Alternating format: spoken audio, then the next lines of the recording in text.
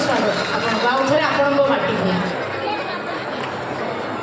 जय जगन्नाथ जय मयूरभंज गोटे जगह केते केते जगार महोत्सव होउची वर्तमान आपण विश्वास करि परिबेनी माने कार्तिक पूर्णिमा जेतिकी डंगा भसा वर्तमान मते लागुची ओडिसा रे सेतिकी महोत्सव गोटे थिला आईपीएल इंडिया प्रीमियर लीग तापर करदेले ओपीएल ओडिशा प्रीमियर लीग तापर बीपीएल करदेले बिलो प्रीमियर लीग तापर एमपीएल करदेले मंदिर पिंडारे भी जदि कले मंदिर प्रीमियर लीग तो सेमिति महोत्सव गोटे आरंभ है एते महोत्सव है बहुत जगह महोत्सव को जीवार सौभाग्य मत पड़े किंतु मु सबु जगह हृदय को गोटे प्रश्न पचारे मयूरभंज महोत्सव ठारू बड़ महोत्सव देखी चुकी तो आज से भाया महोत्सव में मुझे एते श्रृंखला एते चमत्कार भाव में अरेंजमेंट आमर ये मयूरभंज महोत्सव जितेबले भी आसिले छाती सतरे सपनी जेगला भाया लगे आज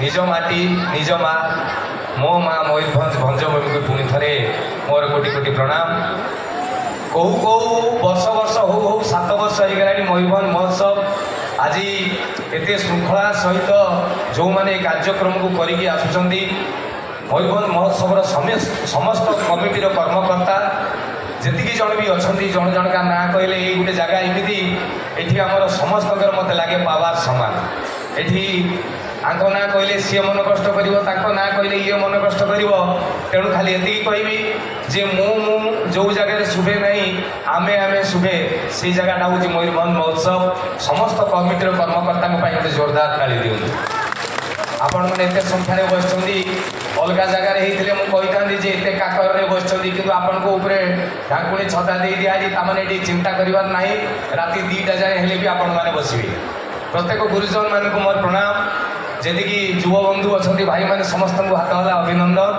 भाई मानकर भौणी मैंने जी अच्छा भी हाथ हला अभिनंदन भौणी मैंने हाथ टेकिदेले बा शीत दिने मुझे सबुथ कहे जे शीत दिने हाथ टेकवा कथा कहवा ताली मारिया कथा कहवा कथा नुह कारण भाउज मैंने सी सब चादर भितर हाथ रखी दिए पो पिला पेट पकेट हाथ पूरी देती क्या जब कह ताली मार सी पढ़ा तू ताली किए मार तेणु हसवा कथा भी तो शीत दिने कहवा कथा नुहे कारण शीत दिने ओठ फाटे जदि क्या हसवा लगे कह दया कला भाया हसब तेणु एडे सुंदर कार्यक्रम चमत्कार भाव में बसी था आपण मैंने कुनी कुनी पिला मो तरफ स्नेह मयूरभंज को जितेबले भी आसे गर्व लगे जे भंजमाटीर पुओ जे आज जदि जीवन में कौ जगार भी मुझे पहुँची तो ता पछाड़े मो माटी जी मत या मो अंचल गोटे बहुत बड़ बरदान अच्छी तेणु ये मयूरभंज कथा जितेबाला बाहर जगार भी मुझे कहे जे मु मयूरभंजर पिला से कहती मयूरभंज केते बड़ मुझे कहे ओडिशार सबुठारु बड़ जिला हूँ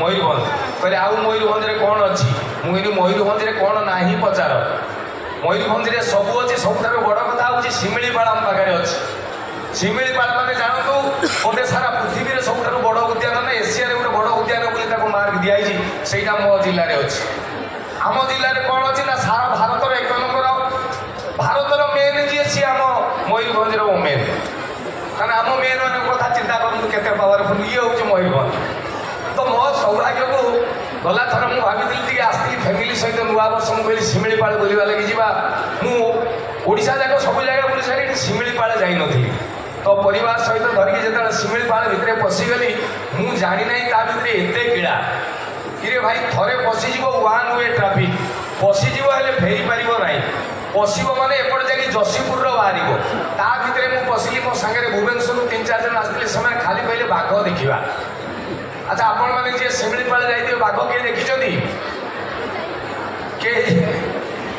बाघ गुड़ा कौन पदा को आसवे ना गोटा देशी कुकुर तो ये जो आसी समस्त कहले कौन बाघ ना गोटे जगह हरिण 2टा पुणी मूर्ति तो मुझे कहली अरे बाघ से रजा भाया रा मन हेले बाहर कि मो भितर गोटे क्वेश्चन है सतरे शिमिलीपाल बाघ अच्छा तो आम आखि आगे आम शिमिलीपाल आज बहुत पछकू पड़ेला भाया लगुच जमी सरकार दृष्टि पड़ूनी ता भर रास्ता घाट सुविधा ना लोक आस जंगल काटी कुटिक नहीं जाते जंगल में निआ लगी जाऊँगी फरेस्ट डिपार्टमेंट जिते चेष्टा कले भी जब पब्लिक साहय न करेंगे से कथा गुड़ा हो पार ना कहवा कथा मुझी गोटे बढ़िया कथा शिमिलीपाल 2-3 वर्ष तले शिमिलीपाल गोटे चाकरी बाहर যোগ্যতা অষ্টম শ্রেণী পাস মাসକୁ ଦରମା ହେଉଛି 85,000 ଟଙ୍କା।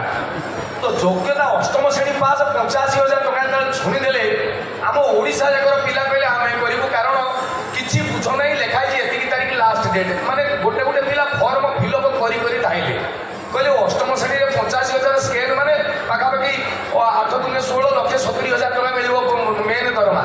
ଧାଇଁକି ପହଞ୍ଚିଲେ ଗୋଟେ ଟୋକା ଲାଷ୍ଟ ଯାଇକି ସେ ଯେଉଁ କବାଟ ବନ୍ଦ ହେଇଗଲା ସେ କବାଟ ସନ୍ଧିରେ ବି ଗଳିଥିଲା, କାରଣ ଚାକିରି କରିବାର ଅଛି। ଏପ୍ଲାଏ କଲେ 42,713 ଜଣ। ଫିଜିକାଲ ରିଟିନ୍ ଫିଜିକାଲ କ୍ୱାଲିଫାଏ କଲା ପରେ ଲାଷ୍ଟକୁ ଜଣେ ରହିଲା, ପୋଷ୍ଟ ଅଛି ଗୋଟେ, ସେ ପିଲା କ୍ୱାଲିଫାଏ କରିଗଲା। ଆଉ ଇଏ କହିଲା ହଁ ଆଜ୍ଞା କରିବି। ଏମାନେ କହିଲେ ଫାଇନାଲ କରିବ ଚାକିରି ନା? ହଁ ଆଜ୍ଞା କରିବି। ଏଗ୍ରିମେଣ୍ଟରେ ଦସ୍ତଖତ ମାର, ଦରମା 85,000 ଟଙ୍କା। ଇଏ ଟଙ୍କା ଦସ୍ତଖତ ମାରିଦେଲା, ଚିନ୍ତା ଏଗ୍ରିମେଣ୍ଟ ଫାଇନାଲ, ତାକୁ ନେଇକି ଆଲମିରା ଭିତରେ ରଖିଦେଲେ। ଇଏ ଟୋକା କହିଲା ସାର୍ ଚାକିରିଟା କ'ଣ ନା? ଏଗ୍ରିମେଣ୍ଟ ତ ଦସ୍ତଖତ କରିସାରିବଣି, ଏବେ ଚାକିରିଟା ଶୁଣ ନା କ'ଣ ନା ଶିମିଳିପାଳରେ ବାଘ ସଂଖ୍ୟା କମି ଯାଉଛନ୍ତି। ବର୍ତ୍ତମାନ ସରକାର ଟେନସନ୍, ଇଣ୍ଡିଆ ଟେନସନ୍, ପୃଥିବୀ ଟେନସନ୍, କାହିଁକି ବାଘ ସଂଖ୍ୟା କମି ଯାଉଛି? ତ ଆମେ ପରଦିନ ଦେଖିଲୁ ହଠାତ୍ ଗୋଟେ ବାଘ କିଏ ଗୋଟେ ମାରି ଦେଇଛି ବାଘଟାକୁ ଜଙ୍ଗଲ ଭିତରେ, ସେ ଡେଡ୍ ବଡିଟା ପଡ଼ିଛି। ସରକାର ଏପର୍ଯ୍ୟନ୍ତ ଜାଣିନାହାନ୍ତି। ମୁଁ କହିଲି କ'ଣ କରାଯିବ ନା ତା ଚମଡ଼ା ଟିକେ ଆମେ ଖୋଲିକି ରଖିଛୁ, ତୁ ବାଘ ହେଇକି ପିନ୍ଧିକି ତା ଭିତରେ ରହିବୁ। ଆଚ୍ଛା ଇଏ ପୁରା ଏଗ୍ରିମେଣ୍ଟ ଦସ୍ତଖତ ମାରିଦେଇଛି, ବର୍ତ୍ତମାନ ମନା କଲା ମାନେ ଗଭର୍ଣ୍ଣମେଣ୍ଟ ଚାକିରି କ'ଣ ହବ କ'ଣ ନାହିଁ? ସାଙ୍ଗେ ସାଙ୍ଗେ କହିଲେ ବହୁତ ଫସିଯିବୁ ଧନ, ଦେଖ ଏଗ୍ରିମେଣ୍ଟ ମାରିଦେଇଛୁ। ବାପା ରାଣ ଢିଙ୍କି ଗିଳି, ତାପରେ 85,000 ଟଙ୍କା ସ୍କେଲ୍ ମାନେ 1,70,000 ଟଙ୍କା ଦରମା ଶୁଣିଲା ବେଳକୁ ଇଏ କହିଲା ଚାଲ ବାଘ ତ ହବା କଥା, ଆଉ କୋଉ ମତେ ଆଉ ବାଘ କାମୁଡ଼ିବେ ଯେ ମୁଁ ତ ବାଘ ହେଇଗଲି କହିକି ତାକୁ ପୁରା ଟୋଟାଲି ଯେତେବେଳେ ଓକେ କହିଦେଲା, ତାକୁ ନେଇଗଲେ। ସେ ବାଘ ଛାଲ ଟିକେ ପିନ୍ଧିକି ପୁରା ତଳପଟକୁ ସିଲେଇ କରିଦେଲେ। କହିଲେ ଠିଆ ହେଲୁ, ସେ ଏମିତି ଠିଆ ହେଲେ। ଏମାନେ କହିଲେ କ'ଣ ବରଯାତ୍ରୀ ବାଘ କି ତୁ? ଆରେ ତୁ ପୁରା ସତ ବାଘ, ଏଇମିତି ରହ କହିକି ସେ ଆଣ୍ଠେଇକି ରହିଲା। ତାକୁ କହିଲେ ବାସ୍ ଏଇମିତି। କେତେବେଳେ ବି ଦିହ ହାତ କୁଣ୍ଡେଇ ହେଲେ ଶୋଇକି ପଛେ କୁଣ୍ଡେଇ ହେବ, କିନ୍ତୁ ଠିଆ ହେଇକି କୁଣ୍ଡେଇବନି, କାରଣ ବାଘ କ୍ୟାନ୍ ନଟ୍ ଷ୍ଟାଣ୍ଡ। ଇଏ କହିଲା ହଁ, ରହିଗଲା। ତାକୁ ଟିକେ ପ୍ରାକ୍ଟିସ୍ କରେଇଦେଲେ। ଏଇଟା ମେନ୍ ରୋଡ଼, ଏଇପଟେ ସବୁ ଟୁରିଷ୍ଟ ଯିବା ଆସିବା କରିବେ। ତୁ ଏଇ ଗଛ ସାଇଡ଼୍ରେ କେଉଁଠି ଗୋଟେ ବସିଥିବୁ, ଯେତେବେଳେ ଗୋଟେ କେଉଁ ଗାଡ଼ି ପାରେଇଯିବୁ ହଠାତ୍ ସେପଟକୁ ଡେଇଁକି ପଡ଼ିବୁ। ଲୋକ କହିବେ ହେଇବେ ବାଘ, ଆମେ ବି ଜାଣିବୁ, ଲୋକ ଜାଣିବୁ ଯେ ଶିମିଳିପାଳରେ ବାଘ ଅଛନ୍ତି। ଇଏ ଟୋକା ରହିଗଲା।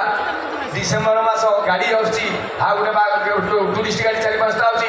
ହଠାତ୍ ସେ ସାଇଡ଼୍ରେ ଠିଆଇଥିବ, ଟିଙ୍ଗି ଟିଙ୍ଗି ଟିଙ୍ଗି ଏଇ ସେପଟକୁ ପଳେଇବ, ସବୁ ଗାଡ଼ି ଅଟକି ଯିବ। ବାଘ ଇଏ ଟିକେ ଖଣ୍ଡେ ଦୂରକୁ ଥାଇକି ଚାହିଁବ, ପୁଣି ପଳେଇବ। ଲୋକ କହିବେ ରେ ବାଘ, ଇଏ ଟିଙ୍ଗ ଟିଙ୍ଗ ଟିଙ୍ଗ ଟିଙ୍ଗ ଜଙ୍ଗଲକୁ ପଳେଇଲା। ଏଇମିତି ପୁରା ତାର ଅଭ୍ୟାସ, ସବୁବେଳେ ଏମିତି ଏମିତି ଚାଲିଛି। ଦିନେ ତାକୁ କୁହାଯାଇଛି ଯେ ଟୁରିଷ୍ଟ ଗାଡ଼ି ବନ୍ଦ ହେଇଯିବ ତ ବାଘ କାମ ବନ୍ଦ। ସେ ତାକୁ ଗୋଟେ ଘର ଦିଆଯାଇଛି, ତା ଭିତରେ ରହି ଡ୍ରେସ୍ ଗୁଡ଼ା ଖୋଲିଦେଇକି। ହଠାତ୍ ଦିନେ ଏମିତି ଟୁରିଷ୍ଟ ଗାଡ଼ି ଯିବା ଆସିବା ଲେଟ୍ ହେଇକି 7:30 ହେଇଗଲା। ଇଏ କହିଲା ସନ୍ଧ୍ୟା ବାଜିଲାଣି, ଏବେ ଯିବା, କାମ ତ ସରିଗଲା କହିକି ଯାଇକି ସିଏ ତାର ଡ୍ରେସ୍ ପଟା ଚେଞ୍ଜ କରିଦେବ ବୋଲି ଭାବିକି ସେ ରୁମ୍ ଭିତରେ ପଶିଲାକୁ ସେପଟୁ ଗୋଟେ ସୁବିଧା। ଇଏ ଅନେଇଲା, ଗୋଟେ ସତ ବାଘ ଝରକା ସେପଟେ। ଇଏ କହିଲା ଆରେ ମୁଁ ବାଘ, ଇଏ ପୁଣି ଗୋଟେ ସତ ବାଘ, ମଲି ଆଜି ପଡ଼ିକି। ଆଉ କହିଲା ଇଏ ବାଘ ଆଗରୁ ମୋତେ ବଞ୍ଚିବାକୁ ପଡ଼ିବ, ମୁଁ ସିନା ଜାଣିଛି ମିଛ ବାଘ, ସିଏ ତ ଜାଣିନି ନା କହିକି ଇଏ ଗୋଟେଇଲା। ସିଏ ବାଘ ବି ଆକୁ ଗୋଟେଇଲା। ଗୋଟେ ଜାଗାରେ ଦେଖିବେ, ସେ ଗୋଟେ ସବୁ ଜାଗାରେ ଆମର ଶିମିଳିପାଳ ଭିତରେ ଗୋଟେ ଇକୋ ରିଟ୍ରିଟ୍ ଅଛି, ସେ ସେଇ ଭିତରେ ପଶିଗଲା ବେଳକୁ ଦେଖିଲା ରାତିରେ ଟୁରିଷ୍ଟ ସେଦିନ କେହି ଫାଙ୍କା। ଇଏ ସମସ୍ତଙ୍କୁ ଡାକୁଛି, ଭାଇରେ ମୋତେ ବଞ୍ଚାଅ ରେ, ଇଏ କମ୍ପାନୀ ସରକାର ମୋତେ ଗୋଟେ ଫସେଇ ଦେଇଛନ୍ତି, 85,000 ଟଙ୍କା ଦରମା ଦେଇକି ମୋତେ ବାଘ କରିଦେଇଛନ୍ତି, ଭାଇ ମୁଁ ମନିଷ୍ଟରେ। କେହି ଶୁଣିବା ନାହାନ୍ତି। ବାଘ ପୁରା ପାଖ ପହଞ୍ଚାଣି, ପୁଣି ଧାଇଁଲା। ବାଘ ଗୋଟେଇଛି, ଇଏ ଧାଇଁଛି ଗୋଟେ ଜାଗାରେ, ଆଉ ପାରିଲାନି, ପଡ଼ିଗଲା। ଆଉ ପଡ଼ିଗଲା ପରେ କାନ୍ଦୁଛି, ଭାଇରେ 85,000 ଟଙ୍କା ଲୋଭ ଦେଖେଇକି ଏ ଛୁଆଟାକୁ ମାରିଦେଲ ତମେ। ବାଘ ଆଜି ମୋ ହାବୁଡ଼ରେ ପୁରା ବାଘ ହେଇছে। ଇଏ କହିଲା ଭାଇରେ ବାଘ, ତୁ ଯଦି ମଣିଷ କଥା ବୁଝିପାରିବୁ, ରାଣରେ ଖାଲି ଟଙ୍କା ଚକରରେ ମୁଁ ଚାକିରି କରିଥିଲି, ମୋତେ ଛାଡ଼ିଦେ, ସେ ବାଘ ପୁରା ହେଇছে। ଇଏ କହିଲା ଭାଇ ଆର ବାଘଟି କହିଲା ପାଟି କାହିଁ କରୁଛୁ, ମୁଁ ବି ତ ବଢ଼ିଆ ପିନ୍ଧିଛି। ମାନେ ତେଣୁ ଏଭଳିଆ ଏଇଟା ଗୋଟେ ମଜା କଥାଟା, ଏଇଟା ସିରିୟସଲି କେହି ନେବେନି। ନହେଲେ କିଏ ଶିମିଳିପାଳରେ ଚାକିରି କରୁଥିବେ କହିଲେ ଆମକୁ ବଦନାମ କରୁଛନ୍ତି। ନା ଆଜ୍ଞା, କଥାଟା ପଡ଼ିଛି ଯେ ଆମ ଶିମିଳିପାଳର ସୁରକ୍ଷା କଥା। ସେଇଥିପାଇଁ ମୟୂରଭଞ୍ଜ ଉତ୍ସବରେ ଶିମିଳିପାଳର ସୁରକ୍ଷା ବାବଦକୁ ଟିକେ କହିବା ପାଇଁ ଚିନ୍ତା କଲି। ଆଜି ବାଘମାନେ ଟିକେଟ୍ କାଟିକି କାଉଣ୍ଟରରେ ଠିଆ ହେଲେଣି, ଗଣ୍ଡା ନାହାନ୍ତି, ଡାଇନୋସର ପଳେଇଲେଣି। ତେଣୁ ଏମିତିକା ଗୋଟେ ସମୟ ଆସିକି ପହଞ୍ଚିବ, ଆପଣମାନଙ୍କର ପିଲାମାନଙ୍କୁ ନେଇକି କୌଣସି ନନ୍ଦନକାନନ ଯିବେ କିମ୍ବା ଶିମିଳିପାଳ ଯିବେ, ସେଠି ଖାଲି ସିମେଣ୍ଟ ବାଘ, ସିମେଣ୍ଟ ମାଙ୍କଡ଼ ବସିଥିବେ। ଆପଣଙ୍କ ପିଲା ପଚାରିବେ ବାବା ହ୍ୱାଟ୍ ଇଜ୍ ଦିସ୍, ଆପଣ କହିବେ ୱାନ୍ସ ଅପନ୍ ଏ ଟାଇମ୍ ଗୋଟେ ଜନ୍ତୁ ଥିଲା, ତା ନାଁ ମାଙ୍କଡ଼। ତେଣୁ ସେ ଦିନ ନ ଆସନ୍ତୁ, ଆମ ଜିନିଷକୁ ଆମେ ସୁରକ୍ଷା ରଖିବା, ସାରା ପୃଥିବୀରେ ଆମ ପରିଚୟକୁ ବଜାଇ ରଖିବା। ମୟୂରଭଞ୍ଜ ପିଲା ହିସାବରେ ମୟୂରଭଞ୍ଜ ପାଇଁ, ଶିମିଳିପାଳ ପାଇଁ ଏତିକି କଥା କହିଲି। ଏବେ कमेडी फमेडी उपरको जदि आसवा कौन आउ कमेडी कह आम लाइफ स्टाइल एत खराब हो गला आम कथा गुड़ा आमको कमेडी भाया लगे टोका मैंने हाथ टेकिल सब हाँ आम तो बुढ़ा ना मुझे आग थर भी कही ओडार बर्तमान बुढ़ा ना 60-65-70 वर्षर बुढ़ा देख फुल पका सार्ट पिंधिकी मुंडे कालिया रंग मारिक बुलूँ क्या मऊसा डाक मारिकी गाल फुले देवे सी कहे भेंडी बुढ़ा ना बैगण बुढ़ा मऊसा क्या गोटे कौन जाऊन तो बापू कहू तेणु ये जी कला भाया सब अच्छा समस्ते होती टोका जो मानकर कुटा बची जाइए होती बुढ़ा प्राय देखो बंगाली प्राय नथिबे तेणु जो टोका मान रही खाली गोटे पदटे कथा कहि आजिकल पिला मानकर बाहागर भल पाइबा प्रेम प्रेम आसिक कौ जगार पहुँची गलानी युवपीढ़ी मोबाइल धरी धरी बांकी गले आपड़ गोटे देखिए गोटे फेसबुक अच्छी जे बहुत दिन तलू फेसबुक बाहर प्रथम भावुली फेसबुक बोधे फेसबुक FSE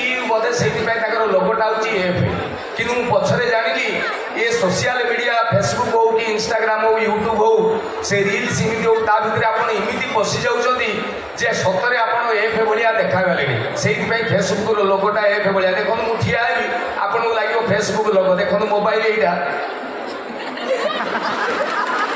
हूँ फेसबुक ताने टोटाली बाकी जी एवं जो पिला गुड़ा प्राय मोबाइल एडिक्टेड हो गले देखिए से गोटे अजब नुआ जेनेरेशन जाऊँगी फास्ट मांकड़ एमती थे आस्ते आस्ते सीधा जो वीर पुरुष सब आसते से छाती फुले रही है मोबाइल धरा पिला मुंड जाकि एमती हो गले देखिए नॉर्मल पिला गुड़ाक बर्तमान यही दुटा आगे पड़े मुंड तलू मत लगुच आउ 10 वर्ष कि 20 वर्ष पर जो पिला गुड़ा हे मुंडटा छाती पाखे नागी उठटा मोबाइल सह तो ये पिला जुगरे मुझे कहि नुआ नुआ कथा आम संस्कार कथा परंपरार कथा मूला काला आगे मूला चुगला भाया लगे मुझे मो जेजे बापा को पचारि जेजे बापा तुम जो बाहागर होता है केते वर्ष होता बाबा कहले मो जेजे बापा कहले मोर से 18 वर्ष मुझे ये बाहागरटा लव मैरेज ना अरेंज मैरेज मो जेजेबापा कहले कान मूलिया सेकिनी धाईकी पड़ेबू अभद्र आज कि 70 वर्ष तले कि 80 वर्ष तले 60 वर्ष तले प्रेम प्रेम नथिला आम बाहरी मुझे अच्छा मत तुम कह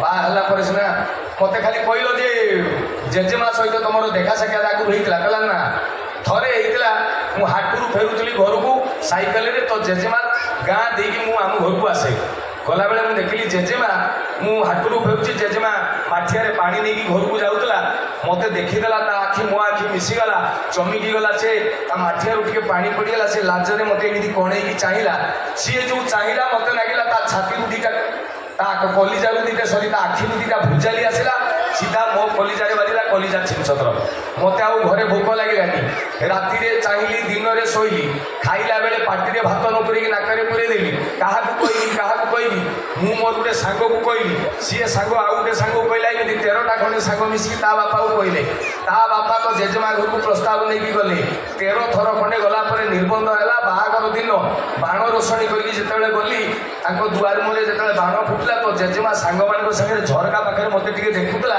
आखि मो आखि पुणी थे मिसला मो फटा कलिजा जोड़िला बाहर चतुर्थी रात मुंडर ओढ़नी टेकिला मुझे देखिली तो जेजेमार मुहटा केमी देखा ये हूँ आम समय प्रेम मुझे जेजेबापा आम समय जाच तुम से कहले ना मुझे एवं गोटे नुआ जेनेरेशन 2012 रु जो जेनेरेशनटा 1996 रु 2012 जो जेनेरेशन से कहुच्छी जेन जी एवं 2012 पर जो पिला गुड़ा आसुच्छी जेन आल्फा आल्फा जेनेरेशन एमाने सब कथा जाणीगले कि सब कथा बुझीगले आउ किसी बुझेबा दरकार नहीं आग काल प्रेम कले टे डरुले बापा माँ डर था बापा बाड़े माँ बाड़े एवं आउ ना प्रेम कर कन्फिडेंटली आसिक बाबा को कहते बाबा मो कलेज गोटे झील को मुझे भल पाऊँ बापा छेप डुकुची किसी कहीहब ना कारण आजिकल पिला जी उत्तर देवे झील को धरिकी पलैब उठी मार गहना उठी बापार टंका को एटीएम नहीं पलैबे तेणु सागे सागे बापा माँ कम्प्रोमाइज हाँ झील को डाक घर आड़े बापा माँ भी अलज्जा डबल हो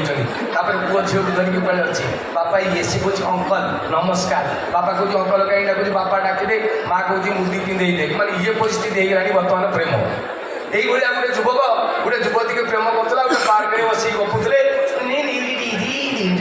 चली वर्षा हठात आरंभ होगा अच्छा से झील घरटा हूँ 1 किलोमीटर पुओ घर हूँ 42 किलोमीटर वर्षा कमिले पुओ पड़े वर्षा कमिला ना झील फास्ट पुओ मुंडे ओढ़नी देखला 2टा जाक उदा गले छता ना झील कहला गोटे कम करवा आम घर पाखे तुमको मुझे भल पाए तो आम घर जानते ଚାଲ ଆମ ଘରକୁ ପଳେଇବା। ଟୋକା କହିଲା ହଁ ଚାଲ। ପୁଅ ଝିଅ ପହଞ୍ଚିଗଲେ। ବାପା କହିଲେ ଇଏ କିଏ? ଝିଅ କହିଲା ବାପା ମୁଁ ଯେଉଁ କହୁଥିଲି ମୁଁ ଗୋଟେ ପୁଅକୁ ଲାଇକ୍ କରୁଛି ଇଏ ସିଏ। ବାପା ମାଆକୁ ଚାହିଁଲା, ମାଆ କହିଲା ହଁ ମୋତେ କହିଥିଲା। ବର୍ଷା ହେଉଛି ରହିଯାଅ। ରହିଲେ ବର୍ଷା ଛାଡ଼ିଲେ ପଳେଇବେ। ରାତି 11ଟା ଯାଏ ବର୍ଷା ଛାଡ଼ିଲା ନାହିଁ। ଲାଷ୍ଟକୁ ମାଆ ଅଲଜିଆ ହେଇକି କହିଲା ପୁଅ ଆମର ତ ସରକାରୀ କ୍ୱାର୍ଟର 2ଟା ରୁମ୍, ଏ ଘରେ ଆମେ ବାପା ମାଆ ରହିଯାଉଛେ, ତମେ 2 ଜଣ ସେ ଘରେ ରହିଯାଅ। ରାତିରେ ବର୍ଷା ଚାଲିଛି, ପୁଅ ଝିଅ ରହିଲେ। ରାତିରେ ଶୋଇବା ସମୟରେ ଝିଅଟି କହିଲା ଦେଖ ମୁଁ ଗୋଟେ ସଂସ୍କାରୀ ଘରର ଝିଅ, ମୋତେ ଆଲତୁ ଫାଲତୁ ଭାବିବନି, ଅସୁବିଧା ଅଛି, ଆମେ ଆଜି ଗୋଟେ ରୁମ୍ରେ ରହିଛେ, କିନ୍ତୁ ଖଟ ତମେ ସେପଟେ ମୁଁ ଏପଟେ। ତକିଆ ଟିକେ ଆଣିଲା ମଝିରେ ରଖିଦେଲା, କହିଲା ତକିଆ ସେପଟେ ତମେ, ତକିଆ ଏପଟେ ମୁଁ। ସିଏ ବି ଅନେଷ୍ଟ ପ୍ରେମିକ, ସକାଳ ଯାଏଁ ସେଇ ଏମିତି ଅଛି, ତକିଆ ସେପଟେ ଇଏ ଏପଟେ। ସକାଳ ହେଇଗଲା, ବର୍ଷା ଛାଡ଼ି ଯାଇଛି। ପୁଅ କହିଲା ମୁଁ ଯିବି, ଅଙ୍କଲ ଆସୁଛି, ମାଉସୀ ନମସ୍କାର। ଝିଅ କହିଲା ଚାଲ ମୁଁ ବାଟେଇ ଦେବି ଅଧା ବାଟ। ଝିଅ ପୁଅ ସାଙ୍ଗରେ ଆସୁଛି, ଘରୁ ବାହାରିକି ଆସିଛନ୍ତି, ଦେଖିଲେ ଗୋଟେ ଗୋଲାପ ବଗିଚା, ବଢ଼ିଆ ଗୋଲାପ ଏଇ ଫୁଲ ହେଇଛି, ଏତିକି ଖଣ୍ଡେ ଉଞ୍ଚା ପାଚେରୀ। ଝିଅ କହିଲା ହେ ଭଗବାନ କେତେ ସୁନ୍ଦର ଗୋଲାପ ଫୁଲ। ପୁଅ କହିଲା ଦରକାର କି କହୁନ ମୁଁ ଯିବି, ଏତିକି ତୋଳିକି ଆଣିକି ତମକୁ ଦେଇଦେବି। ଝିଅ କହିଲା ନା ନା ତମେ ପାରିବନି। ଟୋକା କହିଲା କ'ଣ ତମେ ଥରେ ଖାଲି କହିକି ଦେଖ, ଗୋଟେ ଡିଆଁ ମାରିବି ସେପଟକୁ, ଏତିକି ଗୋଲାପ ଫୁଲ ଆଣିକି ତମେ ପାଦ ତଳେ ରଖିଦେବି। ଝିଅ କହିଲା ମୁଁ ପୁରା କହୁଛି ତମେ ପାରିବନି। ଟୋକା କହିଲା କାହିଁକି? ନା ଛି ରାତିରେ ତକିଆ ଡେଇ ପାରୁନ, ତମେ କ'ଣ ପାଚେରୀ ଡେଇବ? ମାନେ ସବୁ ବର୍ଗ, ଛୋଟ ପିଲା କୁହନ୍ତୁ, ଯୁବକମାନଙ୍କ କଥା କୁହନ୍ତୁ, ଭାଇ ଭାଉଜଙ୍କ କଥା କୁହନ୍ତୁ, ଯେଉଁମାନେ ବାହାସାହା ହେଇଯାଇଛନ୍ତି ତାଙ୍କ କଥା ନ କହିବା ଭଲ। ମୁଁ ଗଲା ଥର କହିଥିଲି, ଆଚ୍ଛା ଯେଉଁ ପିଲାମାନେ ବାହା ହେଇନଥିବେ ହାତ ଟେକିଦେଲ। ବାହା ହେଇନ ଯେଉଁମାନେ, ଆଚ୍ଛା ବାହା ହେଇନ ଯେଉଁମାନେ, ତାମାନେ ସିଓର ମୁଁ ତମଠାରୁ ବୟସରେ ବଡ଼, କାରଣ ମୁଁ 2 ପିଲାର ବାପା। ଆଚ୍ଛା ଯେଉଁମାନେ ହେଇନ ମୋ ଠାରୁ ସାନ, ମୁଁ 3ଟି କଥା କହିବି, ଧନ ମାନିବ। ପୁଅ ହଁ ମାନିବୁ, ଝିଅ ବି ଶୁଣ, ଖାଲି ପୁଅ ନୁହେଁ, ଯେଉଁଗୁଡ଼ା ବାହା ହେଇନ ଶୁଣ। ଯେଉଁମାନେ ବାହା ହେଇଯାଇଛ ମୁଁ କିଛି କରିପାରିବିନି, କାରଣ ମୁଁ ବି ଭୋଗୁଛି। ଯେଉଁ ଟୋକାମାନେ ଝିଅମାନେ ବାହା ହେଇନ ଶୁଣ, ଜୀବନରେ 3ଟି କଥା ମାନିବ। 1 ନମ୍ବର, ବାପା ମା ଯେଉଁଠି ଫାଇନାଲ କରିବେ ସେଠି ବାହା ହବ ନାହିଁ, ଓକେ। 2 ନମ୍ବର, ନିଜେ ବାଛିକି ହବ ନାହିଁ। ହଁ ଜଣେ କହିଲା ତାମାନେ ଆମେ କ'ଣ ଝୁଲିକି ରହିଯିବୁ ନା କ'ଣ? 3 ନମ୍ବର, ବାହା ହବ ନାହିଁ। ମତେ ଥରେ ଜଣେ ପଚାରିଲା ପପୁ ଭାଇ ଲଭ୍ ମ୍ୟାରେଜ ଭଲ ନା ଆରେଞ୍ଜ ମ୍ୟାରେଜ ଭଲ? ମୁଁ କହିଲି ଆଗେ କହ ବିଷ ଖାଇକି ମଲେ ଭଲ ନା ଦୌଡ଼ି ଦେଇକି ମଲେ ଭଲ? ଫାଇନାଲ ଯଦି ମରିବାଟା ସାର, ସେଥିରେ ଅପସନ କ'ଣ ଖୋଜୁଛୁ? ଆପଣ ବିଶ୍ୱାସ କରିବେ ନାହିଁ, ପୁରୁଣା କଥା କିନ୍ତୁ ମୁଁ ଟିକେ କହିବା ଲାଗି ଚାହୁଁଛି। ପ୍ରେମରେ କ'ଣ କ'ଣ ହବ? ଜଣେ ଭଗବାନଙ୍କୁ ଯାଇକି ଠାକୁରଙ୍କୁ କହିଲା ଭଗବାନ ଝିଅ ଗୁଡ଼ା ଏତେ ସୁନ୍ଦର, ଏତେ ଭଲ, ସ୍ତ୍ରୀ ଗୁଡ଼ା କାହିଁକି ଏତେ କଜିଆ କରୁଛନ୍ତି? ଝିଅ ଥିଲାବେଳେ ପ୍ରେମ କଲାବେଳେ ସେ ପୁରା ଚନ୍ଦ୍ରମୁଖୀ, ବାହା ହେଇଗଲା ପରେ ପୁରା ଜ୍ୱାଳାମୁଖୀ। ଭଗବାନ କହିଲେ ଧନରେ ଝିଅ ଗୁଡ଼ାକୁ ମୁଁ ତିଆରି କରିଥିଲି, ତମେ ତାକୁ ସ୍ତ୍ରୀ କରିଛ, ତମ ବୁଝ ତମ ପ୍ରଡକ୍ଟ। ମାନେ ବାହାଘରରେ ସମ୍ପର୍କର ଇଭଲ୍ୟୁସନ, ଯଦି ସମ୍ପର୍କର ବଢ଼ି ବଢ଼ି କେମିତି ଯାଏ ମୁଁ ଆପଣଙ୍କୁ କହିବି, ତାହେଲେ ଗୋଟେ ଚୁଇଙ୍ଗମ୍ ଖାଇବା ସହିତ ବାହା ହେବା ସମାନ। ଗୋଟେ ଟୋକା ଗଲା, ଗୋଟେ ଟୋକାଟା ଦେଇକି ଗୋଟେ ବିଗ ବଉ ବୋଲିକି ବୁମର ଆଣିକି ପାଟିରେ ପକେଇଦେଲା, ରଗଡ଼ ମିଠା ରବର ଚୁବେଇଲା, ନୂଆ ରବର ମିଠା ଚୁବଉଛି। ଯିଏ ନୂଆ ବାହା ହେଇଥିବ 3 ମାସ ଖଣ୍ଡେ ତା ଦାନ୍ତ ଦେଖିବେ ଆପଣଙ୍କୁ ଲାଗିବ ସରପଞ୍ଚ କ୍ୟାଣ୍ଡିଡେଟ୍। କିରେ କ'ଣ ବାହାଘର ହେଲେ? ଏଇ ଚେନ୍ଟା ଦେଇଛନ୍ତି, ଏଇ ଗାଡ଼ିଟା। ଇଏ ଯିଏ ଚୁଇଙ୍ଗମ୍ ଚୁବଉଛି 10 ମିନିଟ୍ ଚୁବେଇଲା ପରେ ସେ ଚୁଇଙ୍ଗମରେ ଆଉ ମିଠା ନଥିବ। ପଇସା ଦେଇକି କିଣିଛି, ଫିଙ୍ଗି ବି ପାରିବ ନାହିଁ, ସେଇ ରବରକୁ ଚୁବେଇବ ଯେମିତି ବିଲେଇ ପାଟିରେ କଣ୍ଟା ଲାଗିଛି। ଇଏ ଯେ ସ୍ୱାମୀ ବାହାଘର ବର୍ଷେ ଖଣ୍ଡେ ପରେ ସ୍ତ୍ରୀ ପାଖରୁ ବେଲନା ବାଡ଼ି କାଠ ପାଳିଆ ଡେକିଛି ଫିଙ୍ଗିଛି, ଖାଇଗଲା ପରେ ସାଇଜିଛି, ବାହାରିକି ଲାଇଫ୍ ବର୍ବାଦ ହେଇଗଲା। ଆପଣଙ୍କର ମୁଁ ଯଦି ମିଛ କହୁଛି, ଆପଣଙ୍କ ଚିହ୍ନା ପରିଚୟ ଭିତରେ ଯିଏ ଟୋକା ବାହା ହେଇଥିବେ 3 ମାସ 4 ମାସ ଭିତରେ କେତେବେଳେ କାଇଦା କରିକି ତାଙ୍କ ମୋବାଇଲକୁ ଧରିକି କାଇଦା କରିକି ପାସୱାର୍ଡ ଫିଟେଇକି ଦେଖିବେ ତା ସ୍ତ୍ରୀ ନାଁଟା କ'ଣ ସେଭ୍ କରିଛି। ଦେଖିବେ ଲେଖିଥିବେ ମାଇ ସୁଇଟ୍ ହାର୍ଟ, ମାନେ ସୁଇଟ୍ ଝରୁଛି ଡାଇରେକ୍ଟ ହାର୍ଟରେ ପଡ଼ୁଛି, ତାମାନେ ଚୁଇଙ୍ଗମ୍ ଜଷ୍ଟ ପାଟିରେ ପଡ଼ିଛି, ମିଠା ଚାଲିଛି 3 ମାସ। ବାହାଘର ବର୍ଷେ ପରେ ସେଇ ଟୋକାର ମୋବାଇଲକି ଆଣିକି ଦେଖିବ ପାସୱାର୍ଡ ଫିଟେଇକି ସ୍ତ୍ରୀ ନା ଆଉ ସୁଇଟ୍ ହାର୍ଟ ନାହିଁ, ଲେଖା ହେଇଥିବ ୱାଇଫ୍। ସୁଇଟ୍ ହାର୍ଟ ନାହିଁ ମାନେ ଚୁଇଙ୍ଗମରେ ମିଠା ସରିଗଲାଣି, ଖାଲି ୱାଇଫ୍। ଟୋକା ଯେଉଁଗୁଡ଼ା ବାହା ହେଇନାହାନ୍ତି ତାକୁ ପଚାରିବ ଧନରେ ୱାଇଫ୍ ମାନେ କ'ଣ? WIFE କହିବେ ୱାଣ୍ଡରଫୁଲ୍ ଇନଷ୍ଟ୍ରୁମେଣ୍ଟସ୍ ଫର୍ ଏନ୍ଜୟମେଣ୍ଟ। ସ୍ତ୍ରୀ କି ଯନ୍ତ୍ର ବାକ୍ସ ଭାବିଛନ୍ତି। ବାହାଘର ବର୍ଷେ ପରେ ତାକୁ ପଚାରିବ ଧନରେ ୱାଇଫ୍ ମାନେ କ'ଣ WIFE କହିବ without information fighting every time. 3 ବର୍ଷ ପରେ ପିଲାପିଲି ପଳେଇ ଆଇଲେ ସାଇ ଶ୍ରଦ୍ଧା ଗୁଡୁ ସୋମ ଓମ୍ ଏଗୁଡ଼ା ଲେଖା ହେଇଥିବ ସ୍ତ୍ରୀ ନା। 4 ବର୍ଷ ପରେ ସ୍ୱାମୀ ବୁଝିଗଲା କୋଉ ପିଲା ଛୁଆ ନୁହେଁ କାହାରି ଇଏ ଯିବ ବାହାରି ଲେଖିଦେବେ ହୋମ୍ ଘର। 5 ବର୍ଷ ପରେ ଆଉ ସେଭ୍ କରିବେନି କଲ୍ ସାର୍ କଲ୍ ଆସିଛି ଦେଖିଲୁ ଲାଷ୍ଟକୁ 35 ଅଛି କି ହଁ କାଟିଦେ। ସାର୍ କିଏ ସ୍ତ୍ରୀ ସାର୍ କ'ଣ ଜରୁରୀ କଥା ଥିବ ତା ଜିନ୍ଦଗିରେ ଜରୁରୀ କଥା ଶିଖିଛି ମୁଁ ଏଇନା କାମ ଦାମ ଛାଡ଼ି କହିବି ହେଲୋ କହିବ ଆସିଲା ବେଳେ ଆଳୁ ଅଧିକରେ ନେଇକି ଆସିବ ଇଏ ହେଉଛି ଲାଇଫ୍। ତେଣୁ ଯେଉଁମାନେ ଧନ ହେଇନ ହୁଅ ନାହିଁ ମୁଁ ଆଜି କେଡ଼େ ସୁନ୍ଦର କାର୍ଯ୍ୟକ୍ରମ ଅଛି ଓଡ଼ିଶାର ଜଣେ 1 ନମ୍ବର ଗାୟିକା ମୋତେ କହିଲେ ତାଙ୍କର ଇରା ମହାନ୍ତିଙ୍କ ଭଳିଆ ବୋଧେ ଆଉ ଗାୟିକା ଓଡ଼ିଶାରେ ତିଆରି ହେଇଥିଲେ କି ହେବେ କି ମୁଁ ଜାଣିନାହିଁ। ଆଜି ସିଏ ଅଛନ୍ତି ତାଙ୍କରି ପାଇଁ ଏତେ ଭିଡ଼ ମୁଁ ତ ଗାଁ ଛୁଆ ମୁଁ ଅଛି କେହି କୁଆଡ଼େ ଯିବେନି ଆମର ମିଟିଂ ଟିକେ ହେବ ଗୀତ ନାଚ ହେବ ମୁଁ ଅଛି ଖାଲି ମୋତେ ବିପ୍ଳବ ଭାଇ ଅସିତ ନାୟକ ଏମାନେ ସବୁ କହିଲେ ପପୁ ତମେ ତୁ ଆସୁଛୁ ଖାଲି ଟିକେ ଯେ ନମସ୍କାର ମାରିକି ପଳେଇବା। ମୁଁ ଆଜି ଲାଷ୍ଟ ପର୍ଯ୍ୟନ୍ତ ଅଛି କେହି ଯିବେନି ମୁଁ ଖାଲି ନମସ୍କାର ମାରିଛି ୟା ପରେ କାର୍ଯ୍ୟକ୍ରମ ଆରମ୍ଭ ହେବ। ରେଡି ତ? ଜୟ ମୟୂରଭଞ୍ଜ।